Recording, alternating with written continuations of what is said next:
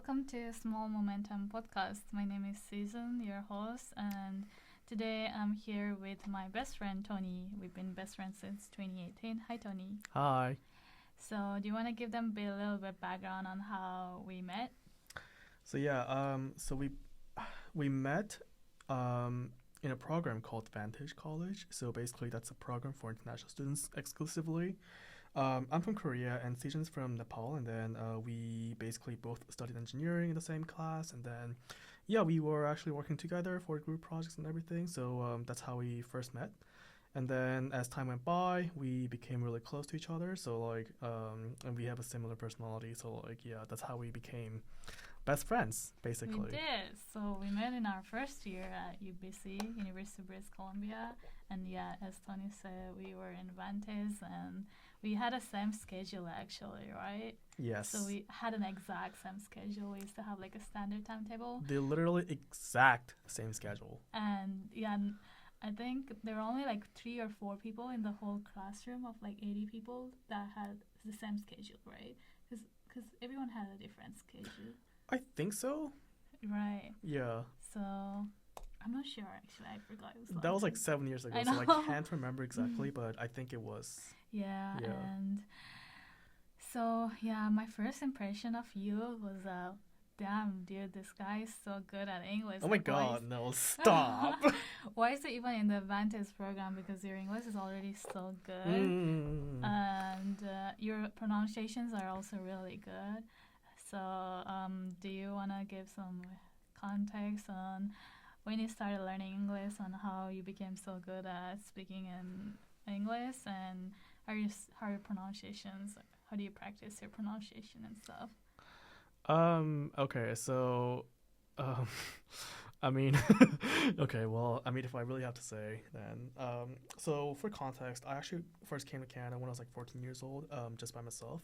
And back then, I remember like I wasn't really good at English. Like, I really struggled like with, um, like ordering foods at like Tim Hortons, let's say. Mm. So yeah, basically I was like, you know what? Okay, if I want to survive in Canada, then I'm gonna really have to like practice speaking skills. Mm. So that made me practice a lot, like a lot with pronunciations and grammar and everything, especially when I speak. Mm. I still try. Like I know like my English is not perfect, but like basically if you just keep trying enough, then you'll get there. Yes. So like Mm.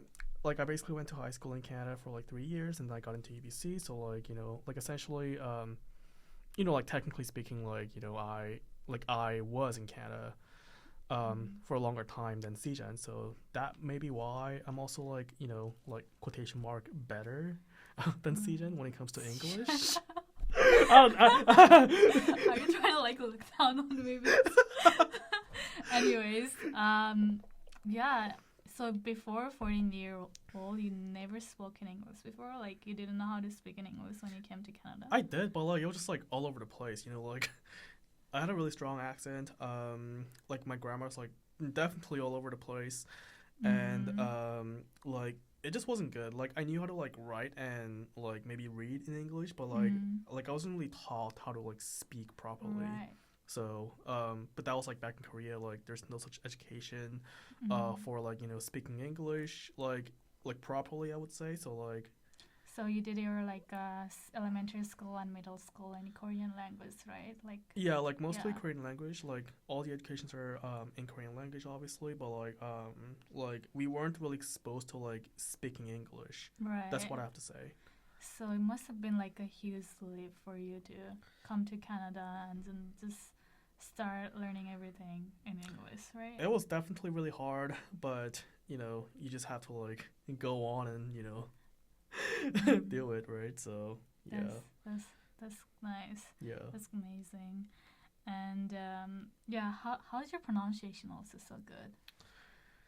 Uh, I mean, um, it's just like I think you just have to like speak a lot. I mean, you're supposed to get exposed to like like native speakers. Mm. I Mm. mean, yeah, like basically like if you really have that mindset where you want to be like them as in Mm. like native speakers, like you'll be able to like somewhat mimic their accent, and then that way you're gonna be able to like like pronounce words correctly. I think that was the mindset that I had when I first came to Canada. Right. Like just try mimicking like native speakers' speech a lot, and then you'll be able to like have like a better like pronunciation. Did you get nervous speaking to native speakers? Because I still do get nervous when I'm speaking to native speakers.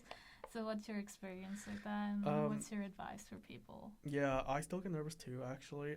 I know it's been like 10 years for me. Yeah. But because like I'm not like like still like Korean is definitely like a lot more comfortable for me. So like I also still really get nervous when it comes to like speaking English to like native speakers. But when it comes to like overcoming it, I think you just have to like get exposed to like such an environment a lot. Like for example, like like just try to make like Canadian friends like on purpose. I guess like in my experience, like I didn't really have friends with like I just didn't really have like Korean friends because like maybe I wasn't really trying to like speak Korean here. So that's like a tip that I can give to people. But yeah, definitely like like when it comes to nervousness, like it's really normal. Like it's okay to be nervous. There's no such thing as like, okay, well, I mean, I shouldn't really get nervous in front of people.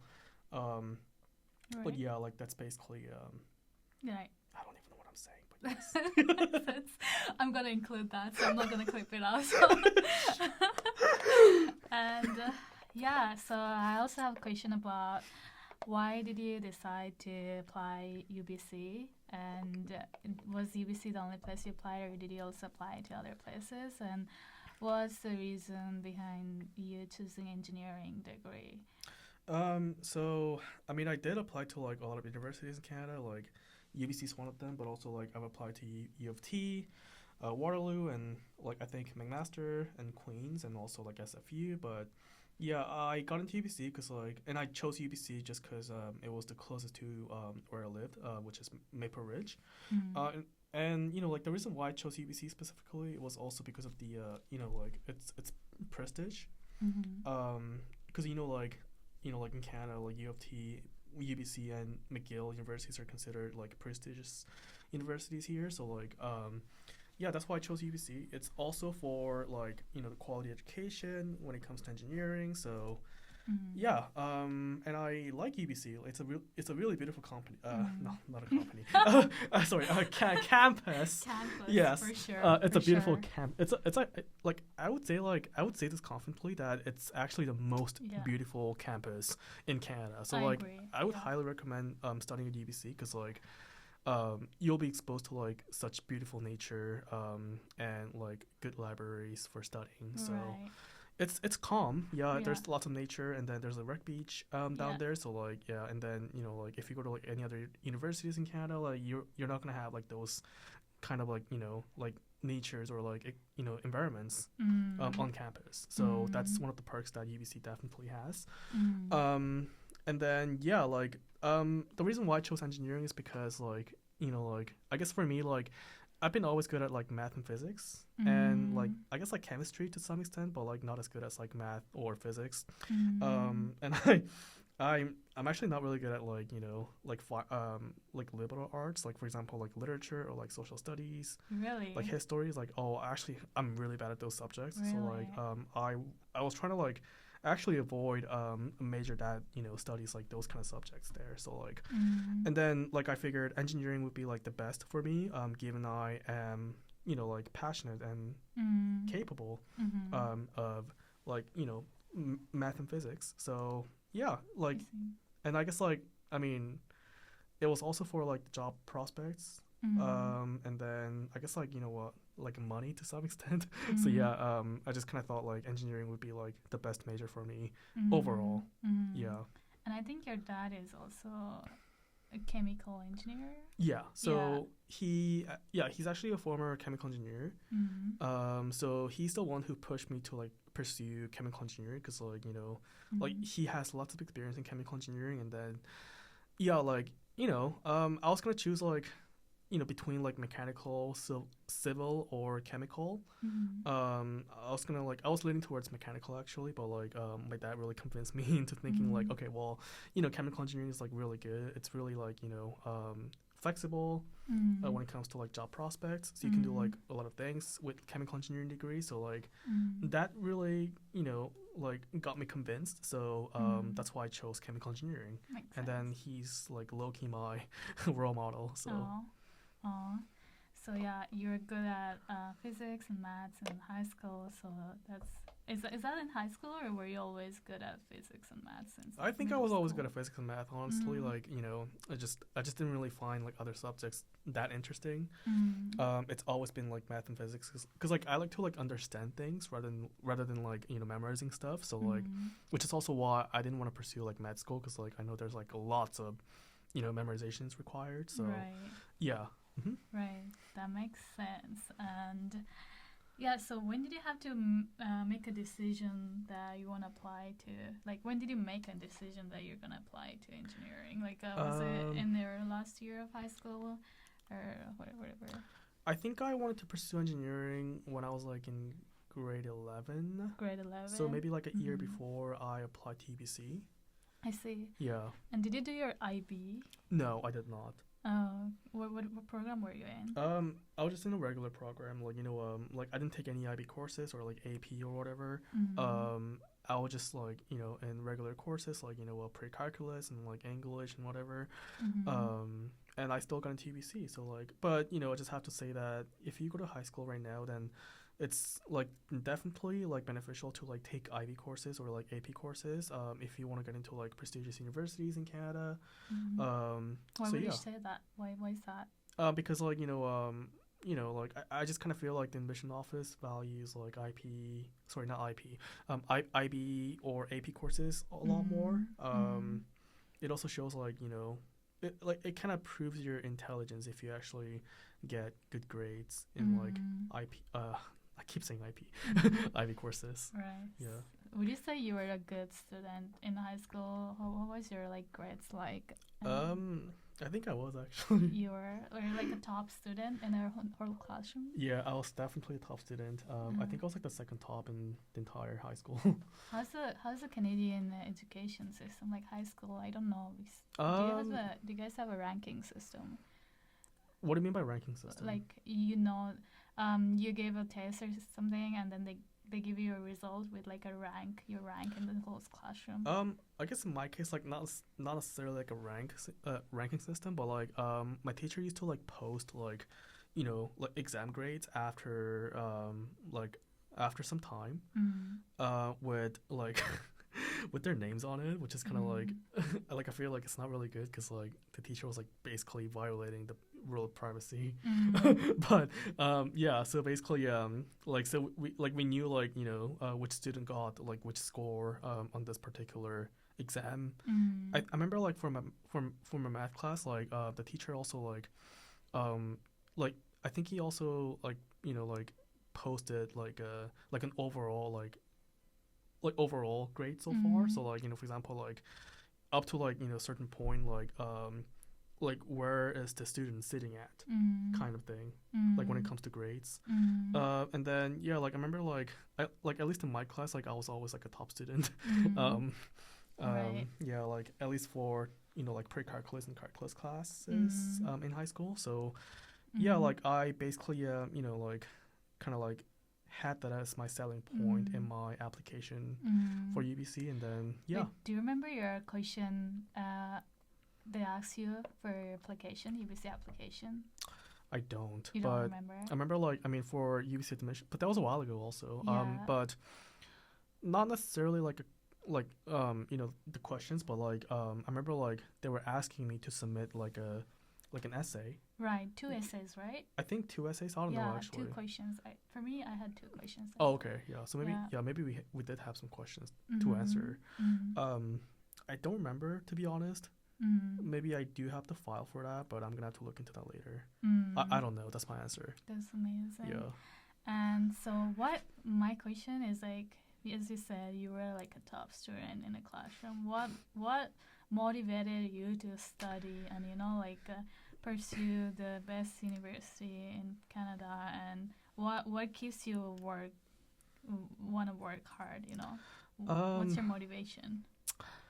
I think like, I mean, I think it just came from like my personal ambitions. Mm-hmm. So like I just personally, like, again, like, I'm putting an emphasis on like personally. Mm-hmm. Like, I personally wanted to like just pursue UBC. Mm-hmm. I actually went to UBC campus like before I got into UBC back in high school, and then I found it really pretty. So like I was like, Mm-hmm. okay, well, you know what, I'm gonna be able to study really well if I go to this university, because like the campus is just so pretty, and I feel like there's gonna be like lots of resources that I can use. Mm-hmm. So like that got me thinking, okay, you know what, yeah, like I know it's gonna be hard, but I'm gonna try my best to get into UBC for the sake of like, you know, quality education, and then you know, like lots of resources, which would also help me find good jobs like after I Right. graduate, or you know, like maybe like, you know, the co-ops at Right. least. So Right. yep. So Mhm. you're really thinking like far ahead in the future. Yeah, I Like, think so. Yeah, Yeah. it makes sense. And yeah, do you have any favorite places at UBC that you go to and you recommend people? Good question.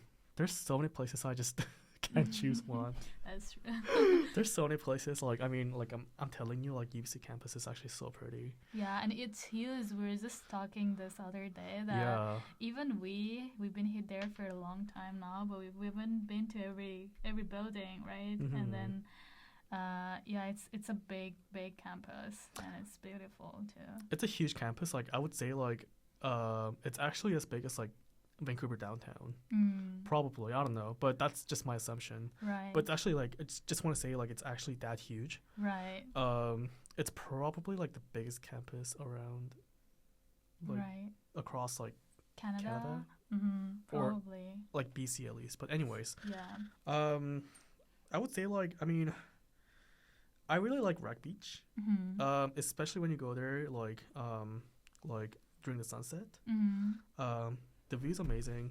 It's really pretty. And then there's also like a place called I think it's called like, it's a Japanese garden, like Right. Nitobe Garden. yeah, Nitobe Garden. Right. Yeah, it's a great place for forest bathing.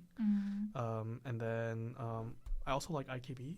It's like a library at UBC. Like, it's the main library, but like it looks like a Harry Potter. So like Oh yeah. it makes me really focus. It Yeah, is like surrounded pretty. by people. Like, they're also really ambitious. But yeah, like basically, like I personally like a dark environment when it comes to like studying. So like it's actually like a perfect place for me to study. That's amazing. Yeah. So hmm Reg Beach it is. What do you think about the stairs to the Reg Beach though?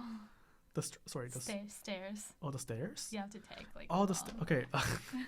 It's actually super long. It's super Like, long. yeah, you're gonna be surprised. It's almost as if you're hiking.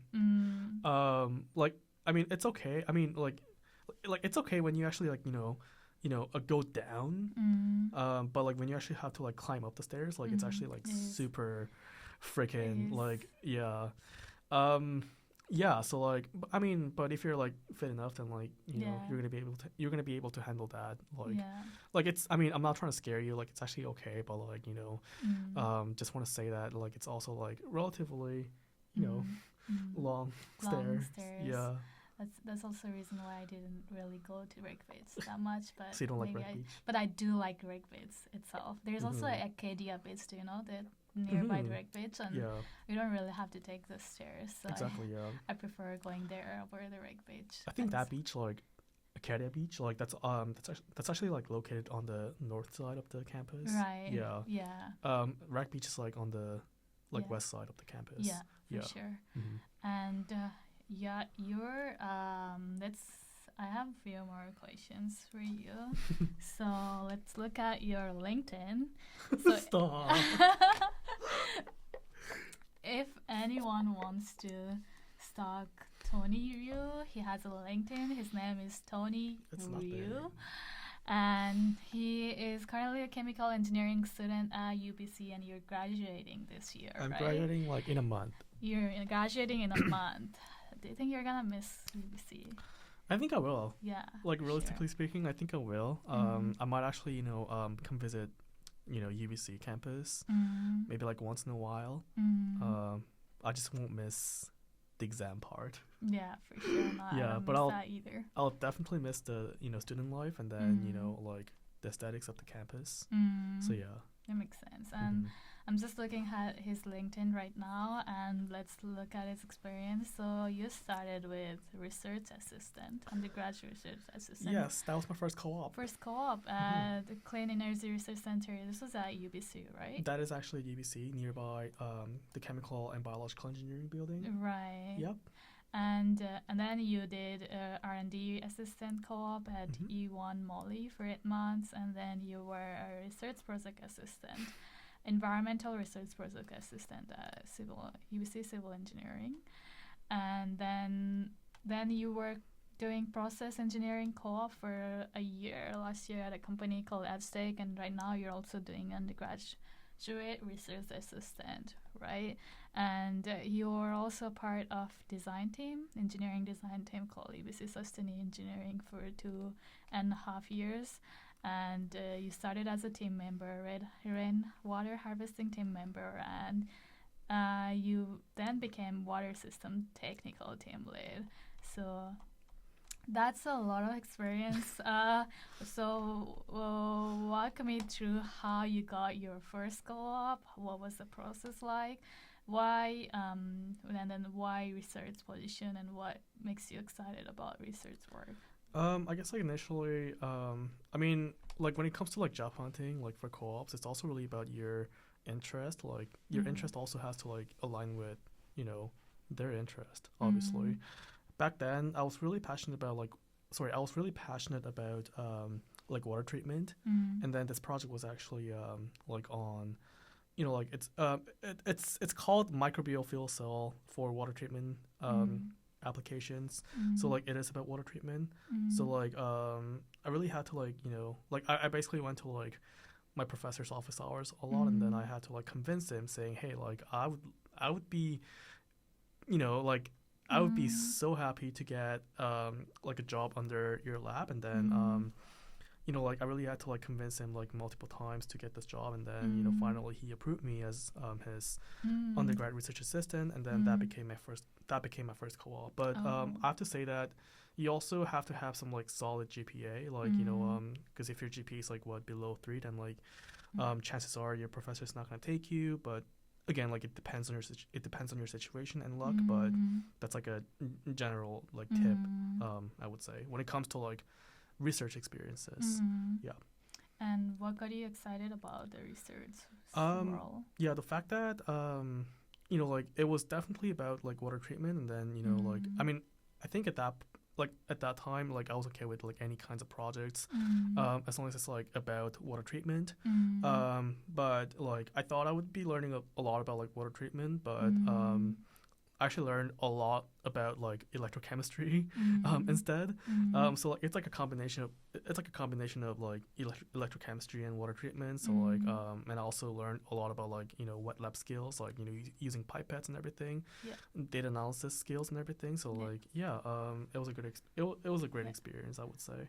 So I have no knowledge about chemical engineering stuff, so I have no idea what it is, like microbial fuel cell or like what it does for water treatment, so anything like that. Okay. So, but I just have a question, like it's great that you were interested in water treatment, but what about the students that they're not sure what they're even interested in, even if they're in chemical engineering? What got you interested about water treatment, and what would you recommend to those students who are like not sure what they want to like do research in or things like that? So the reason why, I guess like initially, like since my first year, I was really interested in engineering sustainability, which is like about like interconnecting environments and society and economics. So basically, like it's essentially something like an engineering that helps society and environment, kind of thing. So and yeah, basically like like water treatment. Like when you think about water treatment, it's really relevant to our society, right? Because we consume water a lot, like on a regular basis, like on a daily basis actually. So like, there's always going to be like, demand for water system.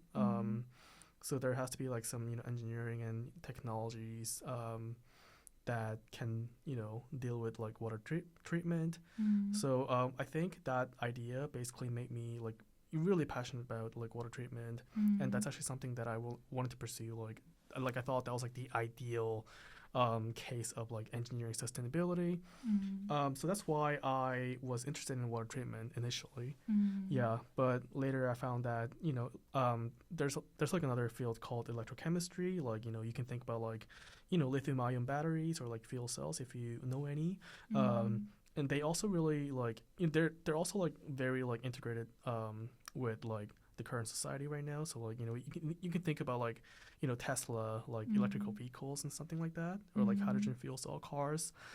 So like it really like that's also really about like society, economics, and environment. So yeah, and then as for the tips for the new students who are not really sure about what they want to do, I would say like definitely reach out to professors. Like there's going to be at least one professor whom you find comfortable with, and then basically the professor is going to help you like explore like like many available fields within your major.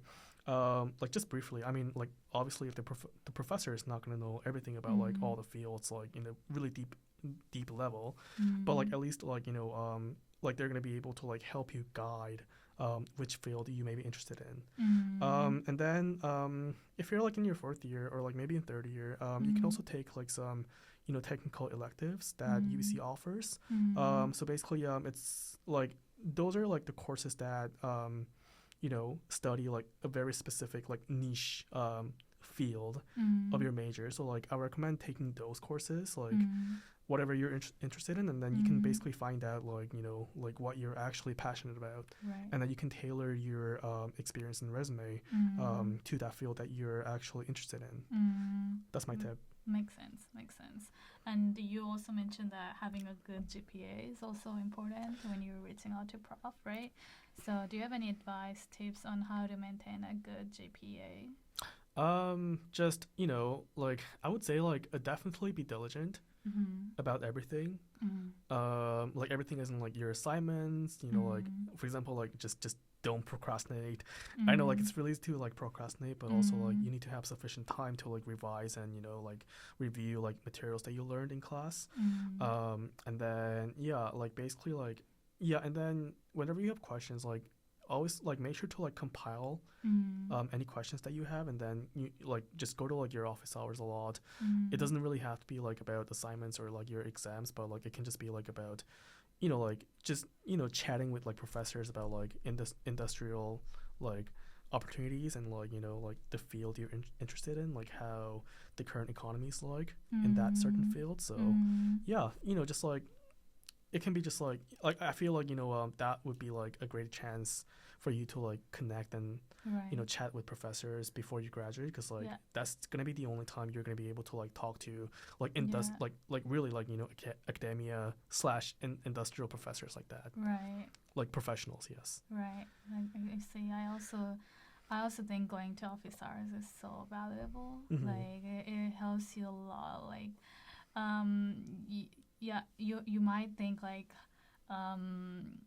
it makes you feel like stupid or something if you don't reach out for help, but that's not true at all. Everyone is struggling, right? And everyone is there to like get help. So exactly. If you're like never been to office hours, just don't hesitate to go office hours. And okay, I know I'm just joking, but like I mean it's also like just to reassure you that professors are likely going to like assume everyone stupid regardless of how smart they actually are, because like obviously like it's a fact that your professor's gonna know like much better than like you, right? Like when you first take the class. For sure. Yeah. So like like basically like I would say like your professor is going to treat everyone equally when it comes to like knowledge. So like don't feel bad about like like you potentially being seen as like stupid, because like that's not true. Yeah, and everyone in their classroom is on the same pace as you. Like exactly. They started out with nothing, like learning, like not knowing much of the things. Like So yeah. And also like based on my experience, like you know, professors like you know they're like intelligent enough, they're basically educated enough to know that they are not supposed to like they're not supposed to like you know treat a certain like student like bad just because like they think like they're stupid, like that's just not you know right. So yeah, for sure. Makes sense. And you have a lot of experience, so I wanted to ask, what was your favorite co-op experience out of your so I guess in my case, like I learned that I enjoy a job a lot when I like people. Like people would be like the top thing, honestly. Like of course, like you know like the hard skills and like the industry would be like important factors when it comes to like choosing a job. But like again, like for me, I really have to like have good people. Like I have to be surrounded by you know supportive and understanding people. So like when I actually take that into consideration, my first co-op actually my first co-op, you know the research assistant job, you know like the microbial fuel cell project was definitely the best because like I really had like genuinely good people around me that I can just like you know reach out to and then ask questions comfortably because like they never judge me. So yeah. That makes sense. I also agree. People is so much important because you have to deal with them every single day, right? And then if you're not comfortable with people around you, you probably aren't happy. Exactly. Yeah. That's true. And you have also led the engineering design team, right? And I've seen you like you're so friendly with everyone, and you're like you're not like that seriously, you know. You're just like friend with everyone. You're just joking around and like you know, and even in the meeting, I've seen you like you take some of the meetings even when you're in co-op, and you were just like even joking around with your teammates. Like I'm just like. Are curious. You roasting me right now? not roasting. I'm like. I think that's like a really good quality. Like I want that because like it's really hard for me to like you know just get close to someone like and just like joke around, and I tend to become like a little bit professional, I think.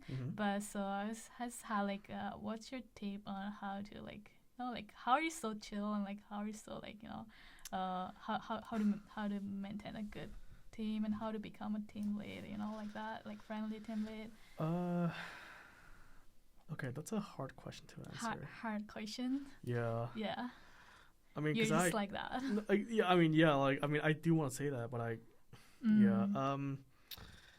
I think it really depends on your personality, but like I guess like I just want to say like when it comes to leadership, like there's like a lot of different types of like you know leadership styles. I guess in my case, like you know I like my leadership style is definitely like it's more about like you know friendly teacher kind of thing. So like I try to like you know like I wasn't trying to be like you know like an authority figure that scares like my team members because like I just didn't want that, you know. So like you know like I wanted to be a technical team lead who can actually you know guide members in the correct direction in a project, but like I just also wanted to like you know maintain like a good friendship and empathetic like relationships so that my team members can actually rely on me and they can like you know just reach out to me like comfortably because I feel like that really improves like the work efficiency. That's like true. I just didn't want to like have like a threatening environment just because I was a team lead. That's true. Did you have an experience where more like any of your team members weren't contributing or not really?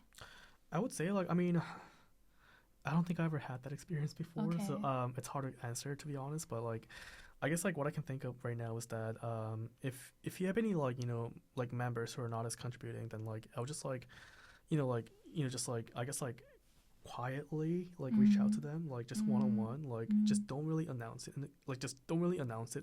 in a group setting, but just like just quietly like reach out to them saying like hey like hey are you okay, like can I like can I talk to you for a second, like just let me know if you need any help, like kind of thing. Right. Like I don't want to like be direct and like Yeah. scare them, saying like, hey, like you're Right. not contributing, like Yeah, like for sure. we should talk. For sure. Like, Yeah. I don't yeah, like that that's tone. scary, yeah. Exactly, yeah. So like, like even if they're not contributing, like I Yeah. just want to be like empathetic about like Yeah. the situations. Like I'll be like, like I'll be more like I would try to understand like what's happening behind this person's like like situation, so that we can actually like find common solutions together, and we can also compromise of like how to like proceed Yeah. with the progress and like ultimately the project.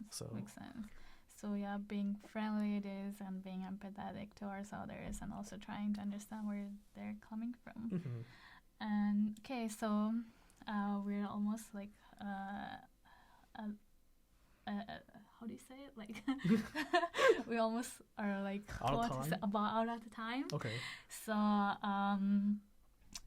my last question is, what's next for you, and well, what's your goal in the future? And I know you're going to the military, and I'm super sad about that, because I know. he's living in Canada for 2.5 years. So yeah. What's next for you, and is there anything else that you want to talk about that I didn't ask you today? Okay, so yes, I am going to the military because it's compulsory. And I'll be back to Canada like maybe after like 2.5 years, which is a long time actually. But after that, I'm actually going to like I'm thinking of going to grad school for a master's degree. My goal isn't like my goal isn't really becoming like a scientist, so like I'm not really thinking of pursuing PhD for now, but I want to be a consultant. Like I want to be a consultant in a clean energy industry, so like like it would be like like fuel cell or battery industries. So that's why I want to specialize in like electrochemistry, and then that would be like my topic for my master's thesis. And after that, I likely like I mean I'd love to work for a consulting company, and then work my way up to become a consultant after a few years. And then like I basically want to be like an industry leader. Yay, let's go. From like consulting jobs. So that's amazing. Yeah. I'm rooting for you. Thank you, appreciate it. God. Yeah, good luck, and thank you for joining for the podcast today. It's really great, and thank you for talking with me, taking time out of your schedule, busy schedule as a university student. Finally, you're graduating soon, right? Yes, after 7 years of undergrad. That's great. So yeah, thank you. Okay, yeah, thanks, Agent, for hosting me. Yeah, bye bye. Okay, let's stop this. Is this pause?